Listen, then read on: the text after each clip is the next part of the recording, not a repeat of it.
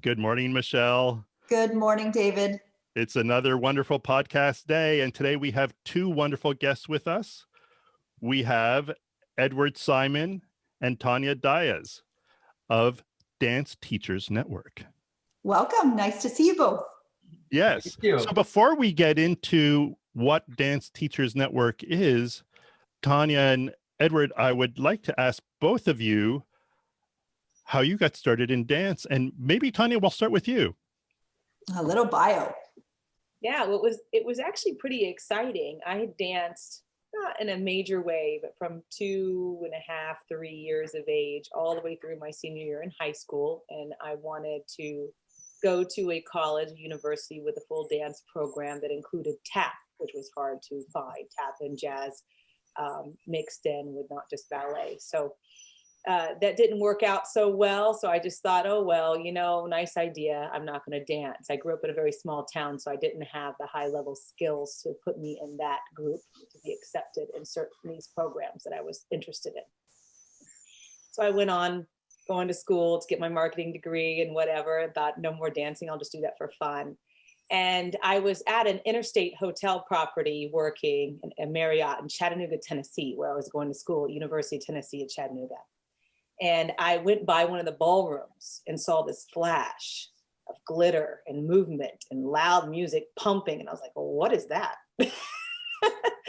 And saw a ballroom dance competition. And really, that was it. I was hooked. Someone approached me from the competition, asking me questions, whatever, and just did the old-fashioned scout of new instructors and invited me to a training class, and the rest is history. Wow. That's fun.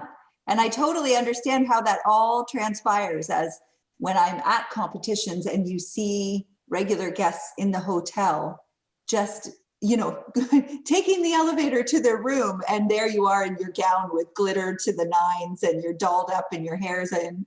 But it really does bring this incredible draw to people that are at the hotel unconnected. And it's just like, what is this? And where is all this glitter and music? So yeah, it would be quite intriguing. I didn't know this story, and I love that story. But I'm a little bit surprised because you are such a wonderful dancer and so knowledgeable that I just assumed that you were someone who'd been dancing like from a much earlier age. But I love that story. Thank you, Tonja. So Edward, how about you? Well, I was, when I grew up, I was in sports and in theater and all through school. And I kept very busy and doing all the different activities. And then I remember going to my parents and said, all these activities, I need some extra money for each of these categories. Both the swimming, I had to do these, we had to travel, and then the theater, we had to do this. And they looked at me and they said, you're doing so many things, we can't afford to do it. If you really are serious, why don't you just go get a job? And I got so angry at them. I said, what? So I very angry, picked up the want ad section, and it said, no experience necessary, Arthur Murray Dance Studio. And I went in and they said, well, you're 15, you're too young, but we noticed you'll be 16 pretty soon. Why don't you start training with us? And they were really desperate. They had just started the studio there in Cedar Rapids, Iowa. They had no male teachers. And they said, okay, well, we need you. We're going to put you on. Tell everyone you're 18 because 16 just sounds too weird. And that's how it started. Oh, Well, wow. I am impressed with both of your stories. What we are not even in the topic of what we're having the podcast about. Just your history is awesome. That's fun. So that's amazing. And Edward, I know you went on to achieve great things. You went on to become national smooth champion. How did you get from walking into Arthur Murray and pretending you were 18 when you were barely 16 to what did the journey look like between that and achieving that championship title? Well, if I do kind of a quick tour, what happened was, so I continued to teach all the way through school and doing all the different activities at the same time, just to add everything together. And I went to the University of Iowa for 1 year, and there I took a workshop with someone from the American Dance Machine from New York City. And they said, well, if you're serious about coming really dancing, we think, they kind of pulled me out aside and said, we think you should come to New York. And I'm like, okay. So I called my mom and said, Mom, I'm moving to New York. She was like, all right. And I had less than $500 in my pocket that I'd saved up. And I moved to New York. I mean, it's silly, to be honest with you. I can't even believe I didn't even have a place to stay. I mean, I had the college roommate had a parents out there that I could stay with in New Jersey for a little bit. And I just went out like that. And, at the beginning, of course, you're just doing everything. I was so excited to be studying. And when I was down to my last $100, I said, oh, I guess I should get a job. I'm just like, this crazy kid, and I walk into a studio and they said, well, let's see your hustle. And I said, oh, which one do you want? The rope hustle, the swing hustle, the merengue hustle, thinking I was kind of really cool. I knew all these ones from Iowa. And they looked at me strangely and said, the hustle, which I didn't know. Oh. Because I didn't know that there's that one hustle that we know today and all these other hustles in the Midwest were just blooming still. So he said, well, you know what? You're really not right for us, but there's a friend down the street you're perfect for. So he sends me down the street and this guy asked me the same questions. And he said, well, first of all, I have to tell you that the friend that sent you was not really my friend. He's my enemy in business. And he sent you here as a joke. Oh. And he says, but I see that you did do ballroom in the Midwest. My 70 hustle teachers don't know ballroom. And if you teach them ballroom, we'll teach you hustle. And so that's how that happened. And of course, as hustle died out, the school I went to kept on, and the other one that sent me over as a joke went out of business. Wow. Then from there, I just kept doing performing arts. I did, theater and in New York and the ballroom. And my ballet teacher kept talking about technique. And so then I started searching out that kind of technique in the ballroom world.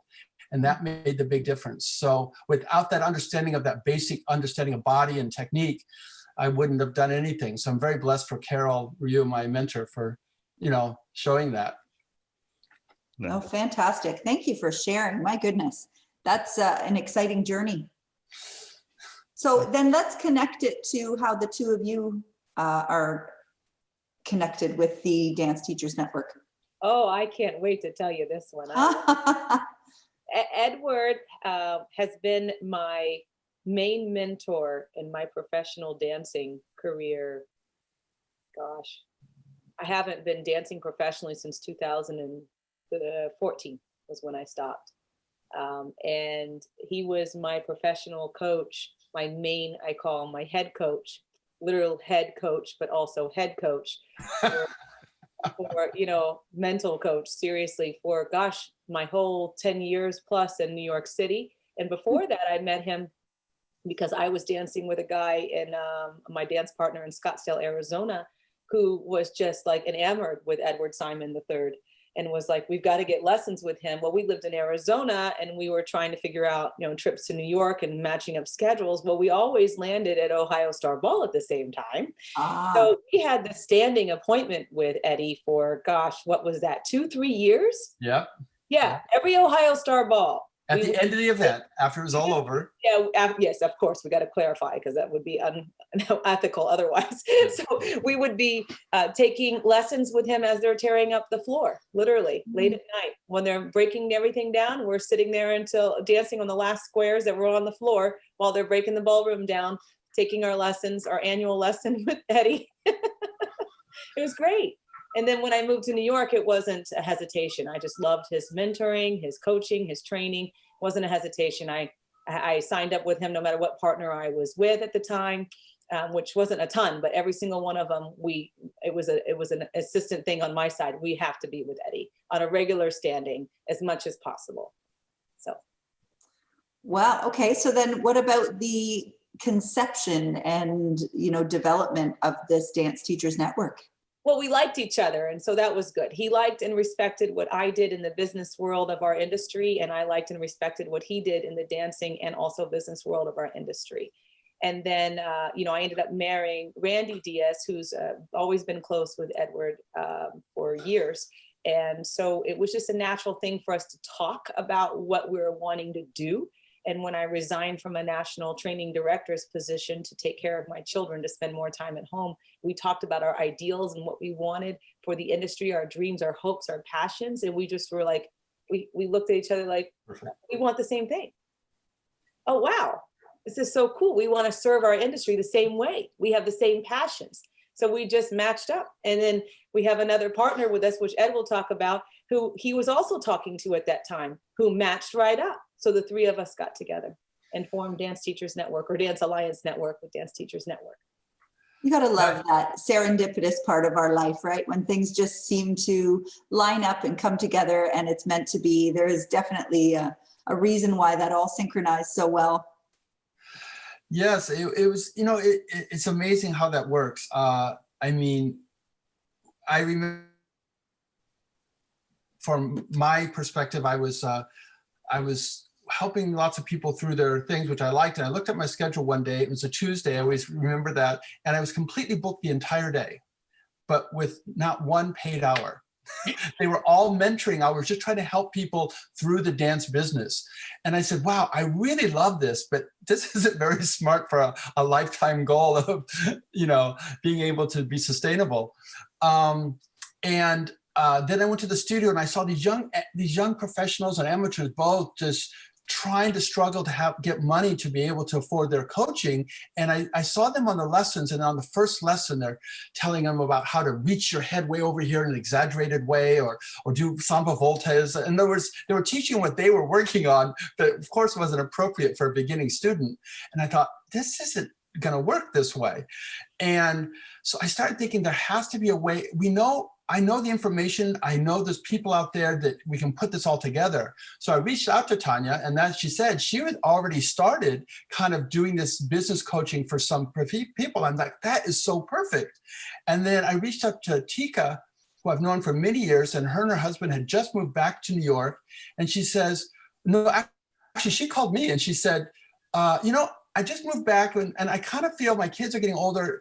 Do you know any studio I could do some management trainings with or anything? I'm like, well, do I have something for you to talk about? So us three got together, and it's just been so exciting ever since. And that's the third party that you were speaking of, correct? Yes, Tika Ray. Yep. Tika awesome. Burns, yeah. Mm-hmm. So I assume all of this is remote for you. Are you in the same area? Are you in the same city? We're close enough. I live in Connecticut. Okay. I was in the city. My husband and I moved out of the city when our firstborn was 5 months old. A typical story, right? But we're close enough. And I was going into the city prior to this whole COVID situation on about 2 or 3 times a week. So we had opportunities to meet whenever we needed to. But we were already doing virtual meetings because our other partner, Tika Ray, is in Long Island. So this was just easier for us to meet more regularly on a virtual platform than to try to coordinate to meet in person. Right. So how would you describe then the mission for the Dance Teachers Network? So I think we had a hint of it as you were describing how the three of you got to meet, but as an entity, what is the goal for Dance Teachers Network? Mentoring and support for our industry constituents, whether they lead studios, whether they teach independently, whether it's an independent studio with teams of teachers that they want to support with training, whether they already know how to run their studio effectively, but just they want to bring in someone to give a little fresh approach to what works. We match up really well with pretty much everyone who has a strong background in studio business management and running and tried and true practices. So it's always fun. You might know Michelle this, when you want to train your staff, you want to bring in, even though they say the same thing you do or work on the same thing, they say it in a different way. So it's nice to have that freshness for your staff. So we kind of meet up on a lot of different, in a lot of different ways with our industry. We had a mentoring program that we were very proud of and having a great time. Of course, with COVID, that came to a little bit of a halt, but we had some teachers who were not wanting to subscribe to the full-time schedule of dance studio life, but wanted the training. So they were at this, this conundrum, like, I want the training because I need to be better at this craft, at this skill, and I want a fuller schedule, and I really want to help students learn, but I'm missing something on our business side, but yet I don't want to go to the studio hours side either. So we were offered an option that was a nice in between. So, got you. So in some cases, instructors or young professionals who are new to teaching as your client, and in some cases, it's actually the studios who you're mentoring. That's correct. And, as far as the individual teachers, I mean, and nowadays, as we know, there's amateur teachers also in our industry. And a lot of these people are actually excellent, sometimes even champion dancers, but they grew up in overseas. They had never actually understood how to approach the social world to actually get their bread and butter. And so not only just understanding how to talk to these people, but actually how to break it down for them, as opposed to, what they learned in Eastern European when they were 3, just do it, put your arm there, it's like, enjoying teaching the people how to enjoy the experience is something they hadn't experienced before. No, it's critical. I love that you're providing and offering that to people. One of the things that you hear so much from different people, if they've had coachings or experiences at workshops and things, that there's certain teachers that resonate with students, right? That tend to just hit that mark. And one of the things, which I'm sure we all know, that lovely saying, a great teacher doesn't always make a great dancer, and vice versa. So you can be incredibly skilled and have that, skill set in your back pocket and be great at it. But then there's this other personal side of anything where there's this teachability and this connection to be able to relate to you, and also discern, okay, you have this type of brain and this is how you're going to learn, so I'm going to teach you that way.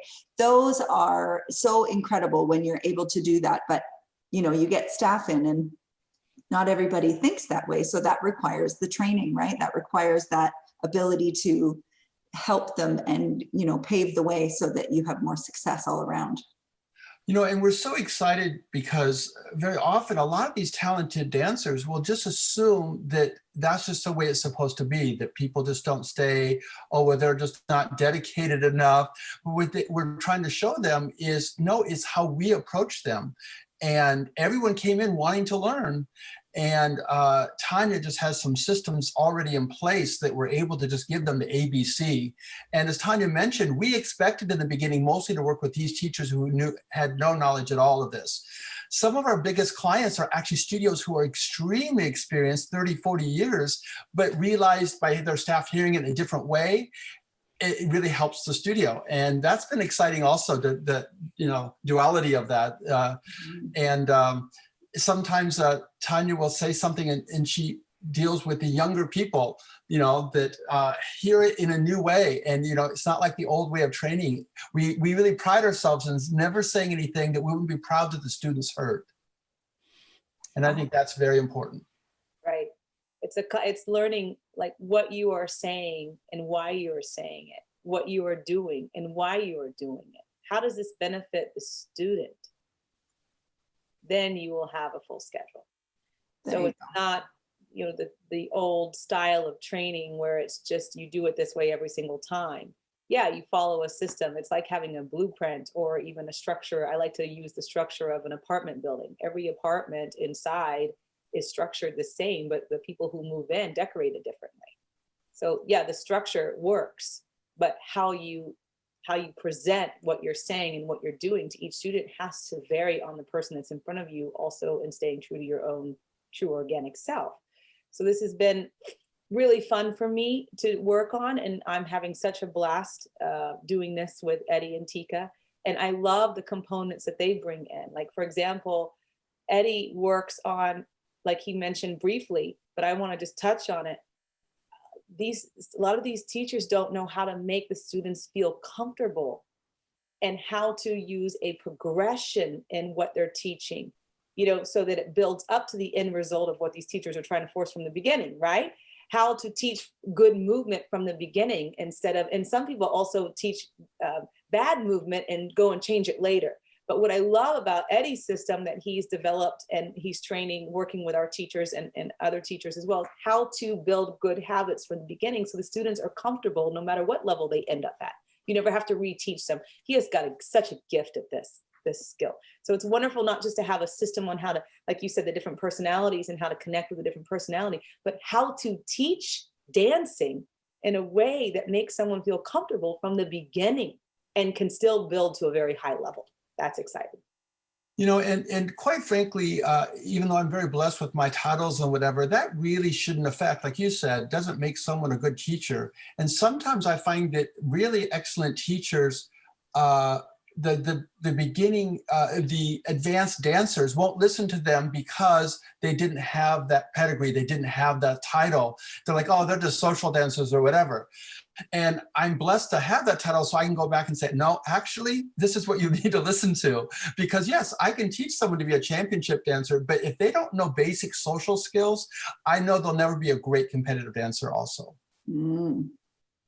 Yes. So many ways we could go in this conversation. My goodness. I know. Well, yeah, no, I was thinking about that. And just from my limited experience as, you know, not a professional in this industry at all, but just a dance enthusiast who's there because I'm really into social dancing, right? And I'm thinking back to one instructor I had, a nice person, but who came from very kind of rigorous, perhaps, let's say Eastern European background, and would often start some lessons by saying, okay, David, try not to suck today. And and I remember you telling me that. Yeah, it was, you know, it was interesting, and I would have to just like look at her and start and laugh, and she was, I think that was the first time she ever had that response to that kind of comment, right? So she's like, no, we got to get serious and rigorous, and like, and I'm thinking, yeah, my goal, because I started dancing in midlife, right? I'm not expecting to become a champion dancer. I'm really interested. I really want to get better. I want to improve my technique, but I'm here mostly to have fun in some sense too, right? Not to be abused. I think it's different for the student, what they're looking to get out of it as well, right? So for some people, if they really went through very rigorous training to get to the heights that they did, that's maybe sometimes their only reference point. Right. And as we know, most people who are interested in taking lessons don't have those exact goals. So yeah, it's well, I think that's a quick way to crush your spirit. If you're a social, you know, middle-aged person coming in for some social dance and to just enrich your life, and then you get the don't suck today. That's a quick way to kind of deflate you, right? For a lot of people in receiving that type of comment, right? Well, and you know, I want to make it clear that, you know, in no way am I bashing into the Eastern European dancers, because first of all, the body training they received since a very early age has really helped our industry all over the world. And I think that's fantastic. But a lot of those same people, once they came over and did understand the added understanding, I should say, of how to communicate with a social person, that will get them excited to one day they may be that competitive dancer. You know, even if they start later in life, or they may choose not to, but in any case, they're going to keep them as a client and a student because they enjoy the experience along the way. And so, like I said, I think it's great when they've had that, you know, already body training, but we add the other training that Tonja does on top of it. It's really a double whammy. Then they're wonderful. I remember several years ago, I had a young male teacher who was very passionate, but he was that kind of teacher. He was like, you know, I was saying, well, you know, I don't feel that the way you're discussing things with your students is going to keep them long term. And he said, well, you're just trying to be nice. He goes, I'm not going to be nice. I'm going to make them great dancers. And I said, well, how great will you make them if they never come back? And he looked at me and said, I never thought of that. You know, and so it just takes that acknowledgement. It doesn't mean we can't be really passionate about what we're teaching, and that sometimes when people get into it, you can be a lot more stringent. But I think it's that joy that takes you there, the same way as all of us. And this is why I don't believe in the difference between competitive dancers, social dancers. When I go into a studio and I see this division, I'm very upset by that, because we all have the passion. It's okay that some people have the passion to be social dancers, and then maybe some want to continue in the competitive realm, but it's the same passion. So we should definitely work together in that. Nice.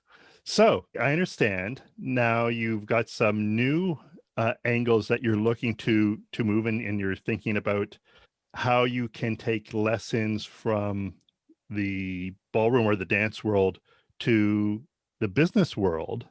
And I'm just excited to hear a little bit more about that. And this kind of ties into a previous episode we had, where we had a woman named Sue Cox on and talked about how she was exploring something similar. So I'm really interested to hear how you guys are seeing that and what direction you're looking to take that. Well, I think it's, it's funny how things happen like that. First of all, I was, other woman has discovered some of the same things.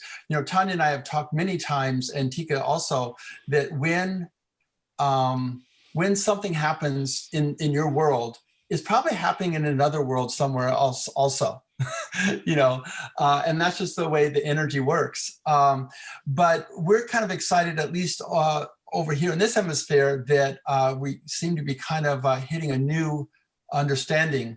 And what that is during this time, we realized we really couldn't concentrate a lot on we have three pillars of our business: to teaching the teachers, teaching the studios, and then our corporate division. And our corporate division was kind of sitting there, and we were excited about it, but we were so busy with the other two parts, we really didn't develop it as much. Well, COVID put a emphasis on, okay, you really can't do those other two parts right now. Let's concentrate on that corporate division. And our corporate division has two legs to it. One is corporate wellness, which studios have done for a long time. They go to corporations and say, hey, we'll come in, whether it be in person or virtually, get your people moving during a lunch break or give them something fun to do. And we're excited about that. But the other thing that Tonja and I had talked a long time ago, and then Tika really brought to a highlight for us also, was that these corporations are always looking for ways to do their business training that's fresh and exciting. And we know that the ballroom world teaches so many of those things. And so we found ways to marry that together and demonstrate those understandings through our movement. And one of our first clients was a company called Van Cleef & Arpels, which is one of the foremost jewelry companies in the world. And because they had kind of an artistic bent, they were really open to us right away. And it was so exciting, the result. And from there, we just keep growing. And now we're going to be going into other corporations. We're going to be inviting other people into our world and showing them how the dancers' movement and understanding can actually train the business. Interesting. Do you have like an interesting example or anecdote you could share? Well, sure. I mean, the first one we always use is just a simple box or open left turn, kind of, or left turn. So even though the man is leading, the leader is indicating the forward and the back part of the whole thing. On the back half, the follower is who produces the power of the movement. So when we're talking about leadership and followership, we have to realize how they're both extremely important. So the leader can't just push the person around. They have to guide them, but they have to allow them to use their own weight to transfer and to swing into the movement. The same way, when they're going backwards, they actually have to trust that person who is a follower or of the business to produce the movement and to actually do the action that needs to be done for it to be successful. And a lot of times leaders just have this idea, just like in dancing, I'm just going to lead, I'm going to push, I'm going to make it work, and it doesn't become harmonious and beautiful. Right. That's a wonderful example. Thank you.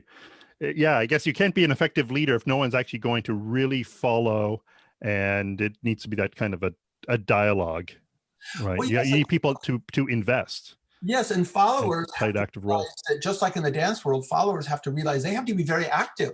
It's not one is more important than the other. They're both equally important.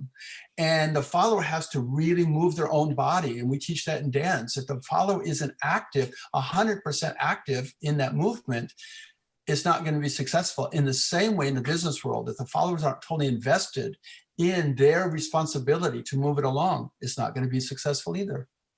No, and there's so much crossover in all of this concept, because Of course, we know on the dance floor in a studio or a teaching capacity, this crosses over in relationship realms all the time, right? We're always dealing with that aspect of, you know, listening and relationships and working together and dealing with conflict, and even just the old school perspective of lead and follow, and the gentleman thinking that means he has to assume all responsibility.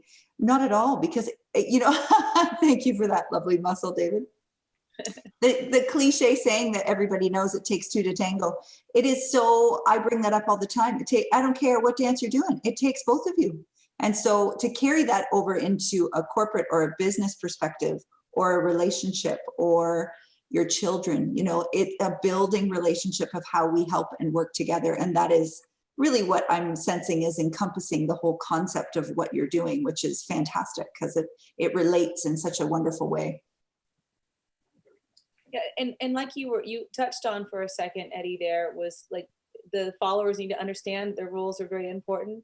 And you also said just a little bit ago in your example, your little antidote about how the leader has to allow that to happen. So it works in tandem. You can't have followers who assume their responsibility and are ready to take that responsibility and bring their full self forward, their whole self forward into the game. You got to have leaders doing the same thing, inviting that, allowing that, and trusting, you know, being able to delegate. That's a huge sign. There's your tie-in to the corporate world, right? Oh my goodness. I mean, delegation is hard. You got to trust in order to delegate. And so if you have a ballroom partner, high level ballroom partnership on the dance floor, you see that ebb and flow, you see that trust, you see that communication. When you don't have a high, you can see the stark difference or contrast when you don't have a high level, where they're either the followers just forcing themselves into the action, or the leaders trying to take charge or control or whatever. So there's this give and take, this communication that needs to be there on the dance floor as well as in the corporate world for you to have success in your endeavors. Yeah, it's that the leader also has to be listening as well, right? We had this discussion in some previous episodes where in dance, sometimes I think the nomenclature gets in the way. The terms leader and follower, I think often give people the wrong idea.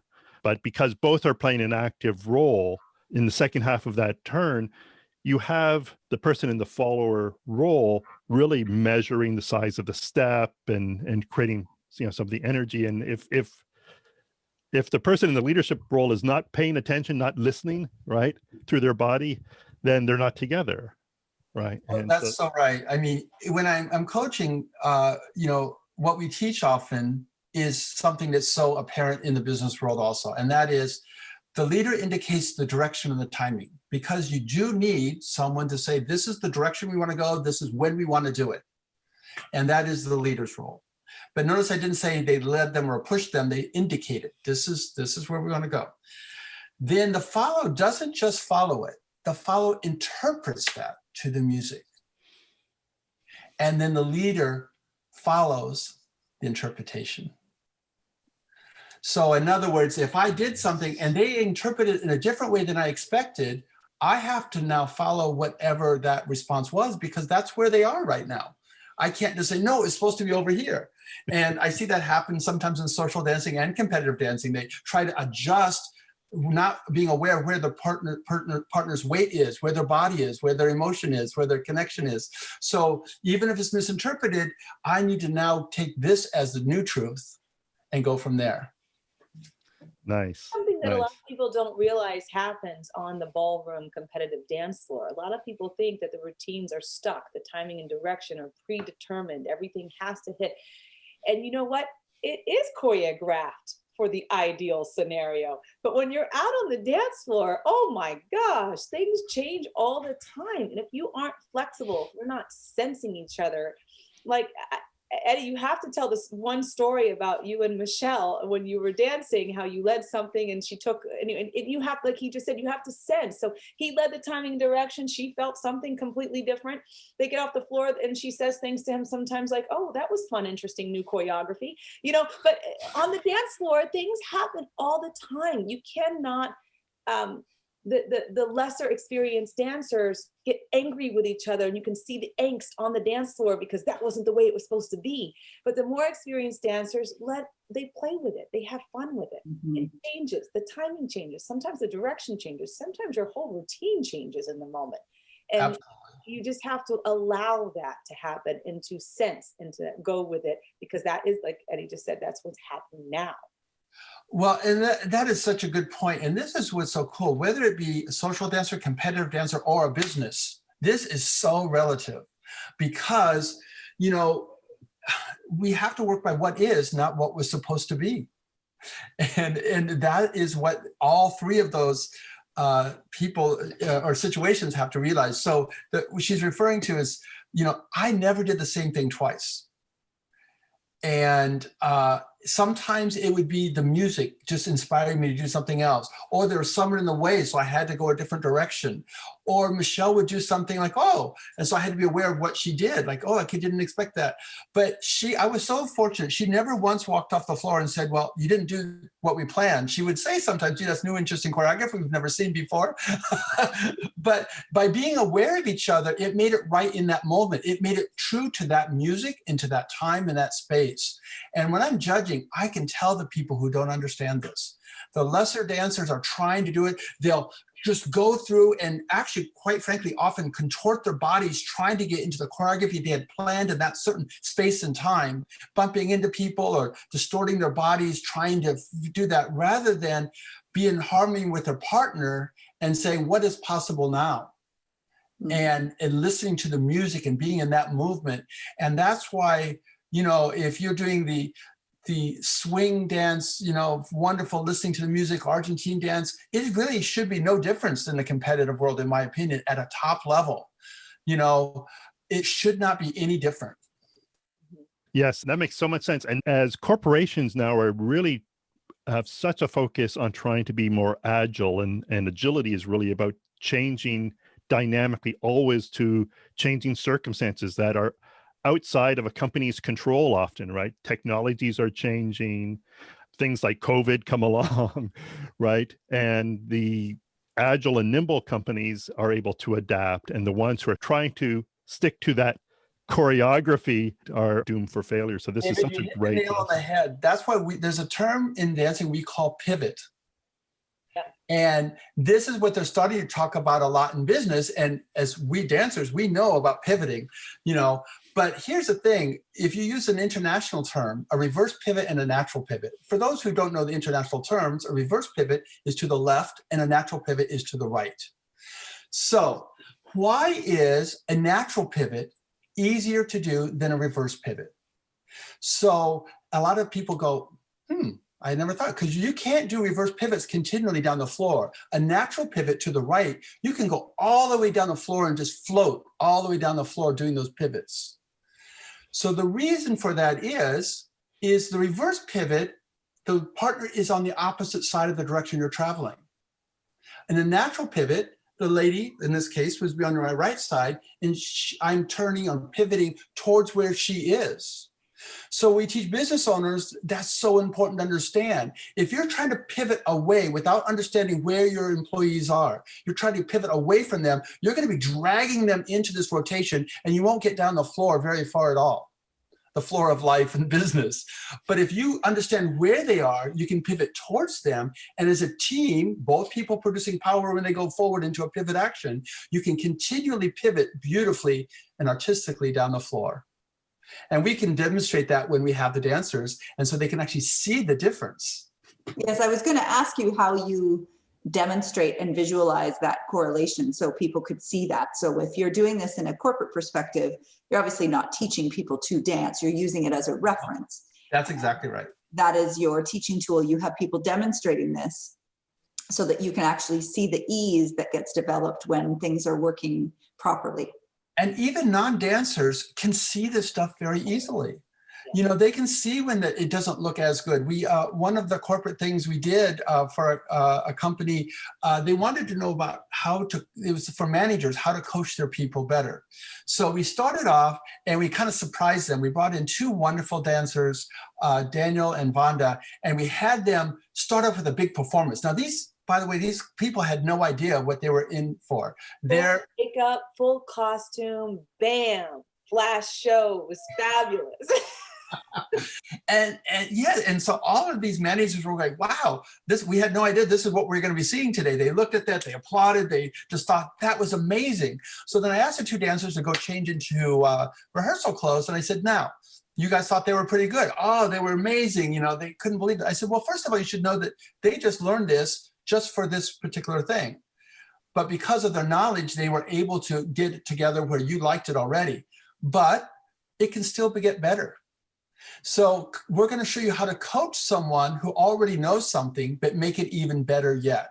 And we actually brought the dancers back in and taught about some techniques. And even though they weren't experienced, they could see the improvement and the difference and the dynamics that we created through knowledge.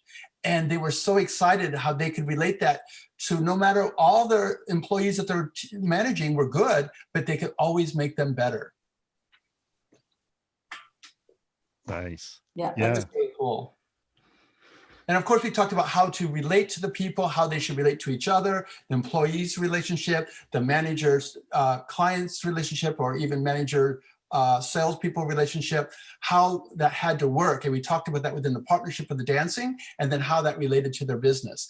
And I have to tell you that management trainers were so excited because the people got it. They could see a visualization of when it works better.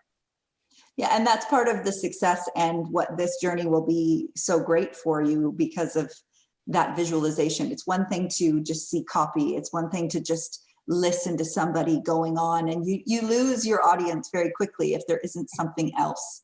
And the something else is the visual connection of watching people dance and being able to articulate and explain what they're seeing to make a relationship to how it falls into the business world. So you may get some very, very keen interest in applying this and getting businesses to want to get in touch with you. So did they contact you through Teachers Dance Network or through the Alliance? Which one would be best? And could we put that in the show notes? Yeah, absolutely. Right now, they could easily contact us at info@danceteachersnetwork.com. That we would be able to connect with them that way and then go forward from there. And we also have a phone number, 866-DTN for all. Oh, very nice. Yeah, so they could contact us through that as well. All of our contacts right now are through Dance Teachers Network, but our parent company, Dance Alliance Network, because that's what, like Eddie was saying earlier, that's what we were doing. And our corporate component was kind of sitting on the wayside, which is now we're very excited that we got thrown into a different direction and we're having a great time with it. So we will have our Dance Alliance contacts as well, but either way, it doesn't matter. We'll all go through the same inbox. So yes, it all gets to you somehow or another. So info@danceteachersnetwork.com. So if someone listening to this podcast is in a position where they're able to hire and bring you in for that kind of consulting, that's good. I'm wondering for those who are hearing this podcast who are just wishing, like I am, that, wow, this would be great if this was brought into my company, but they're not the decision maker. Do you have something available that they can take to go and maybe influence those folks and say, hey, I think we should look into this, or that type of thing? Yes, we would be happy to connect them with either our what do you call that? A deck. We could send them forward a deck that includes all the offerings that we have available at the moment. Obviously, we can personalize and adjust the offerings, but we have some key ones on leadership and followership and team building, and the key tenets that people are interested in bringing into the workplace that we can obviously use very easily. Dancing, but there's so many other topics like coaching your staff. We don't have that in our list or whatnot, so we can do pretty much any topic your company's in need of having an offering on to improve communication, whatever it is. But I definitely we have decks available that if I was reached out by anybody, even you, David, even me, at info@danceteachersnetwork.com and request this deck to be forwarded over to you so you can forward it to whoever you'd like. Absolutely. We'd be very happy to do that. Perfect. Well, and even though originally that we were going into the companies, we realized now most of it will be virtual, and people are just getting a little bored with sitting talking to heads. And by seeing things visual, and yes, we tend to go a little bit over the top on things. We now have some green screens and we do all these exciting backgrounds and do a lot of different things because we're trying to make it very visual for people who are having Zoom fatigue. And really trying to enjoy the thing. I just had someone reach out just 2 days ago. A friend of mine says, you know, this thing you're starting to do sounds interesting. I have a good friend who's an HR director. Do you mind if I pass it on to you? I'm like, no, that's great. You know, so. Yeah, sometimes you need to liven it up, right? You never know. Like just like you livening up back there. Yeah, I love the. I was like, whoa, dancers moving, and just it catches your attention right away. It right? does instantly. It's better, right? People need that stimulation. Right. Zoom fatigue. That's a good title, Edward. David, I have one of those videos I'm working on too as my background, but it's still sideways, so I have to work until I can look. That's like Fred Astaire dancing on the ceiling, right? There you go, exactly. No, but we're so excited, and we think that, you know, we really think it's going to be a game changer for a lot of people because, you know, if they just keep hiring the people who are very knowledgeable, of course, but they hear the same kind of voice and they just hear it in the same way, people shut off, as you said, after a while. And a lot of them just don't even put their screens on and just kind of, yeah, what's up going on? But it just is a different way, an exciting way that people can relate to it.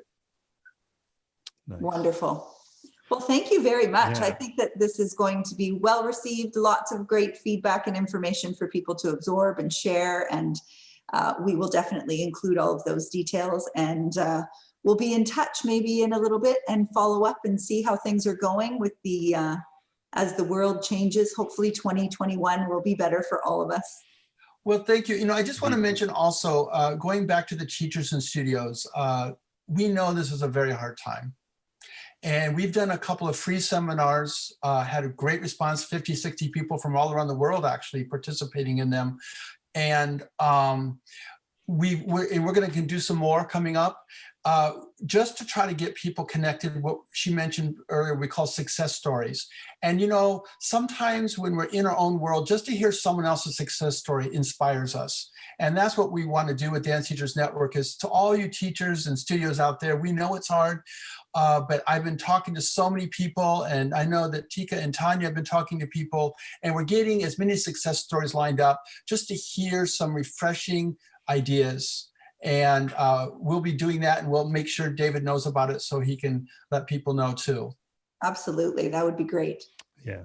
Yeah, I did actually listen in on one of the sessions you gave a while back, and it was really. You invited me to that, David. We joined that together. Yes, that's right. Yes, and you were talking about really. Here's some tips for how studios can actually get by. Individual teachers and studios can get by during the shutdown. People were sharing some really useful information, like how can you approach doing a lesson over Zoom or some other kind of streaming media from your home.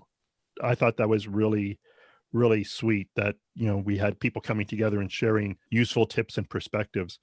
Well, you know, and David, it's not only important for the teacher, of course, not only is their livelihood and our passion itself, but for the students, I mean, to reach out to them and keep them encouraged. Like, you know, Michelle was talking earlier, you know, the people just, it makes them feel connected, and we need to keep our dancers, amateur and professional, all of them feeling comfortable and feeling like they can move again. Yes. Well, I'll close out with a success story of my own if you want to take it with you for just closing this up. And that is just, again, the same thing, doing what we can and being innovative in these times, as we all are, to find a way to navigate through change. There's not a lot for people to do right now. Like, you know, socially, you can't go out the same. It doesn't feel the same to go for dinner. You don't want to go to the movies. You don't want to, you know, really embrace or go out and expose yourself into these environments. But we have a relatively large studio space, and I just wanted to give people an opportunity to try something new, even if they've never danced before. So aside from trying to reel in your existing students that you just want back into your dance family, there's also just this newness of, why don't you give dance a chance, and just creating an environment that's safe enough, that is sanitized and clean. So I have run 3 brand new successful groups that are for students that have never danced before. Wonderful. And it brings them in, and I have 20 to 25 people in these groups that are just brand new to this world of dance, and they're learning, wonderful things. And it's so invigorating to watch them feel alive. We've been so quiet for so long. So I love it because it's just wonderful to be able to provide that and give people a safe environment to be able to come out and dance. So to me, that just ties into what you're saying, Edward, that it's just be innovative, find a way to make it happen, keep it safe, and keep people moving, right? We need to move. There is such a connection to staying healthy through our body and mind, and dance is an incredible vehicle to do that. Absolutely. So thank you so much again, and hope you have a good day. Thank you so much for inviting us. We really appreciate it. Yes, thank you both.